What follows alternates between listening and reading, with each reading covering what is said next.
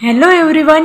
सध्या शिक्षक भरती 2026 म्हणजे जी काही टेटचा पेपर झालेला होता पहा 2025चा, त्यानुसार जे कोणी टेट क्वालिफाईड होते त्यांच्यासाठी प्राधान्यक्रम लॉक करण्याची प्रोसेस आत्ता पवित्र पोर्टलवर सुरू झालेली आहे.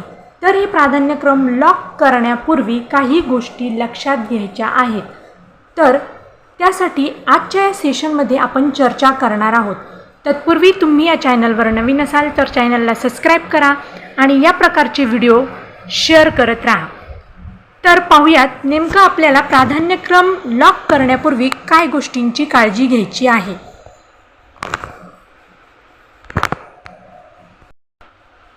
आत्ता एकतर भरपूर विद्यार्थ्यांना पवित्र पोर्टलवर भरपूर त्रुटी दिसत आहेत पहा.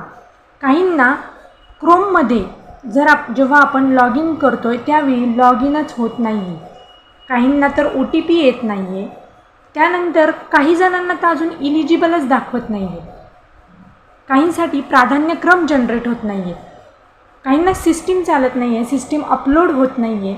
बऱ्याच गोष्टींचा प्रॉब्लेम सध्या पवित्र पोर्टल थ्रू होत आहे. तर एक लक्षात घ्या, ह्या सर्व गोष्टी या टेक्निकल एरर किंवा टेक्निकल इश्यू आहेत. त्यामुळे यासाठी घाबरण्याचं काहीही कारण नाही आहे.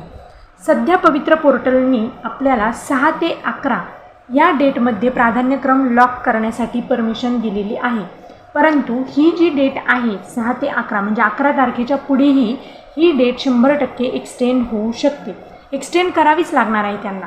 कारण आत्तापर्यंत म्हणजे आपले जे टोटल विद्यार्थी होते ज्यांना प्राधान्यक्रम जनरेट होणार होते किंवा झालेले आहेत असे टोटल 1,70,000 विद्यार्थी किंवा शिक्षक होते पहा. त्यापैकी आजच्या डेटपर्यंत फक्त एकंदरीत 36 ते 38 हजार टोटल 36 ते 38 हजार जे शिक्षक असतील किंवा विद्यार्थी असतील त्यांचे प्राधान्यक्रम लॉक झालेले आहेत. तर आत्ताही आपण हे प्राधान्यक्रम लॉक करताना घाई करायची नाही आहे पहा.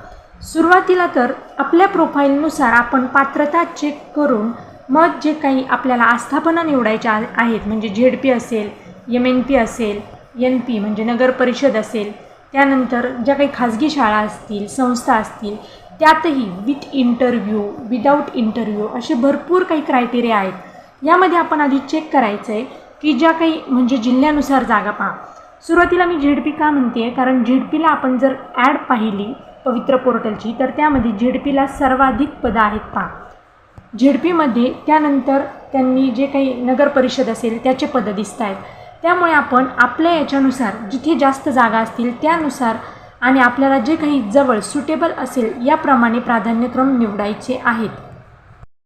आता इथे प्रत्येकाला पहा विदाऊट इंटरव्ह्यू असतील तर विदाऊट इंटरव्ह्यू ह्या टोटल 100 म्हणजे विदाऊट इंटरव्ह्यूचे आपल्याला 100 प्राधान्यक्रम जनरेट झालेले असतील पहा.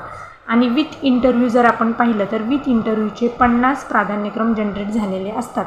तर विथ आणि विदाऊट हे दोन्ही गोष्टी पाहताना किंवा प्राधान्यक्रम लॉक करताना अजिबात घाई करू नका. जसं आपण सांगितलं पहिला जिल्हा असेल, त्यानंतर आस्थापना असेल, किती वर्गासाठी म्हणजे 6वी ते 8वी आहे की 1ली ते 5वी आहे याचा स्टडी करा. त्यानंतर कोणत्या जिल्ह्यासाठी टोटल किती जागा आहेत याही पहा. त्यानंतर विषयानुसारही पहा. आपला विषय कोणता आहे, आपलं माध्यम कोणतं आहे या गोष्टींचा पूर्ण अभ्यास करून आपल्याला प्राधान्यक्रम निवडायचा आहे. आता यामध्ये एक काम करायचं आहे. जर आपल्याला मार्क्स कमी असतील पहा, मार्क्स जर कमी असतील तर आपण ऑल प्राधान्यक्रम सिलेक्ट केले तरी चालतील. आणि एकंदरीत आपली जर तयारी असेल की आपल्याला जिथे जॉब भेटेल तिथे जॉब करायचा आहे तर सगळ्या प्राधान्यक्रमला प्रेफरन्स देऊन टाका.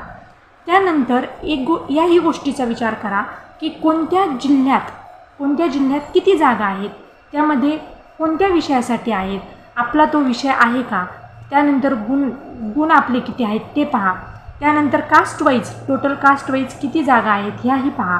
या सर्व गोष्टींचा विचार करून आपल्याला प्रेफरन्स लॉक करायचे आहेत. आता बऱ्याच जणांना जे काही सेल्फ प्रमाणपत्र होतं किंवा जे काही सेल्फ सर्टिफिकेट केलेलं आहे ते सेल्फ सर्टिफिकेट करतानाच चुका झालेल्या आहेत बऱ्याच जणांच्या. त्यामुळे त्यामध्ये जे काही आपल्या चुका झाल्यात त्याप्रमाणे चुकीचे प्राधान्यक्रम बऱ्याच जणांना जनरेट झालेले आहेत.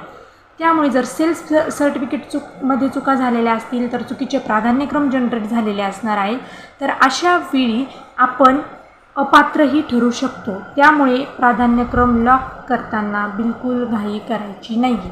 तर आता बऱ्यापैकी प्राधान्यक्रम कसे जनरेट झाले असतील किंवा कसे दिसणार आहेत ते आता आपण हे प्रेफरन्स कसे द्यायचे किंवा प्रत्येकाला कशा पद्धतीने जनरेट झाले त्याप्रमाणे आपण प्रेफरन्स द्यायचे आहेत. आता जर आपण 12वी प्लस DED असू आणि TETचा जर आपला फर्स्ट पेपर झालेला असेल तर आपल्याला 1 ते 5साठी प्राधान्यक्रम जनरेट झालेले आहेत. त्याप्रमाणे आपण प्राधान्यक्रम जिल्ह्यावाईज स्टडी करून सिलेक्ट करून लॉक करायचे आहेत. त्यानंतर जर आपलं DED प्लस ग्रॅज्युएशन प्लस TETचा जर आपला सेकंड पेपर असेल तर आपल्याला 6 ते 8 या वर्गासाठी प्राधान्यक्रम जनरेट झालेले किंवा प्रेफरन्स जनरेट झालेले दिसणार आहेत.